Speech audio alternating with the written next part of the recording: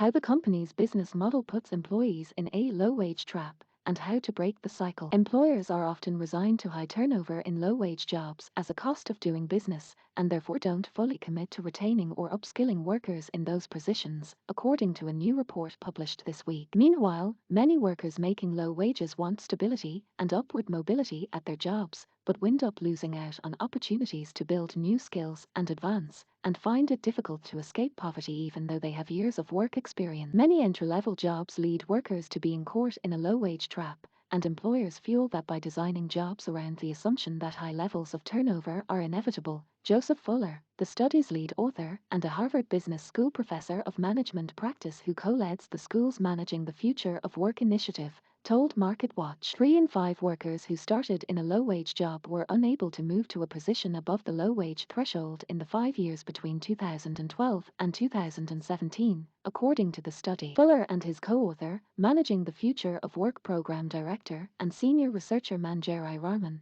based their analysis on a literature review, resumes and job postings from 2012 to 2017 from the MC Burning Glass databases, and their own surveys conducted from September to November 2020 of 1,025 US low-wage workers and 1,150 business leaders at various levels, as well as one-on-one interviews. Workers and employers were asked about their pre-pandemic experiences, but also about how COVID-19 had impacted working conditions and upward mobility prospects. The sample of workers, who were ages 21 and older with at least 3 years continuous work experience, included people who had experienced upward mobility at work as well as people who hadn't. The majority of low-wage workers, defined in the study as those who earn about $20 an hour or less, or who live in households of 3 with an annual household income of $39,970 or less, expressed a significant sense of agency, ownership over their own futures, and desire to improve their circumstances.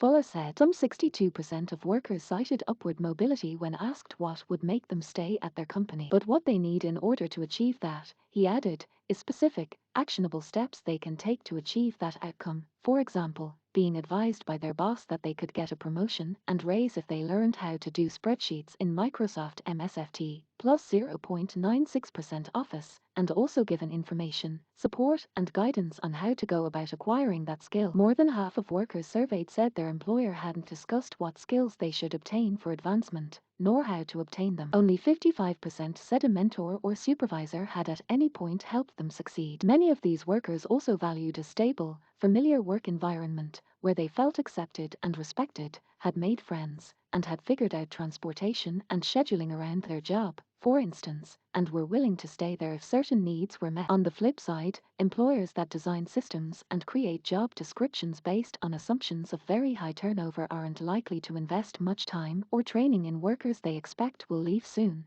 Fuller said this logic gets embedded in the way jobs are designed, and that causes workers often to seek an alternative, he said. To be fair, many companies do have formal policies in place regarding upskilling, mentorship, and feedback to help low-wage workers advance. Best practices and good intentions at the top of the house, as Fuller put it. But drilling down to the frontline supervisor level, he said, all of this is much easier said than done. Companies very often don't walk the talk relative to the support they give low-wage workers, Fuller said. While companies can have policies endorsed by senior management to provide that support, unless it happens on the shop floor, in the restaurant, in the retail location, delivered by that frontline manager, it doesn't happen. If you just have supervisors who are offering some mentorship, directing people into pathways programs, and giving them clear and actionable feedback, those are the core things. Joseph Fuller, a Harvard Business School professor of management practice, every time these workers change employers or industries, he said, they often are kind of moving backwards in terms of skill development and how their resume will be read by an applicant tracking systems algorithm. The vast majority of learning how to be a better, more productive worker happens on the job, Fuller added. Workers who did move out of the poverty threshold between 2012 and 2017 often did so by changing industries. The study also found avenues for upward mobility were more available in industries such as financial services and healthcare. The authors defined upward mobility as an improvement in skills that enhances an employee's productivity and results in an increase in the employee's pay or a promotion or both. A record number of U.S. workers voluntarily quit their jobs in November, the most recent month for which data are available, with quitting concentrated in low-wage sectors. Many low-wage earners are asking themselves, is this job worth it? Said a separate report last fall by the consulting firm Mercer. Low-wage, frontline workers and employees of color are much more likely to consider leaving, and at rates higher than pre-pandemic. These workers seek higher quality jobs, more security, safety, and better pay.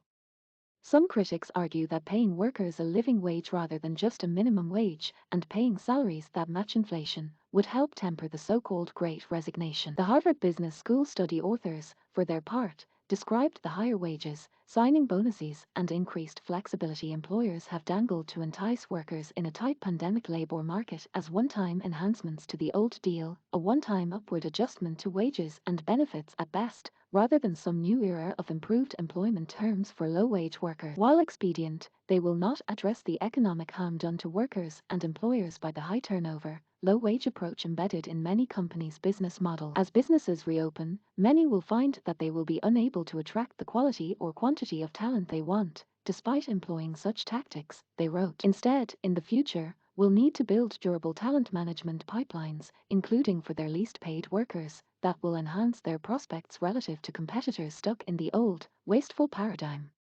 Other actions employers can take, according to Fuller, make clear during the hiring process the extent to which there are opportunities for advancement, have pathways programs where, through resources either endorsed or provided by the company, workers have a clear grasp of how to bolster their skills and be considered for advancement, question whether their high turnover projection is really a valid assumption, and understand why people leave their employment and what to do about it. If you just have supervisors who are offering some mentorship, directing people into pathways programs, and giving them clear and actionable feedback, those are the core things, Fuller said.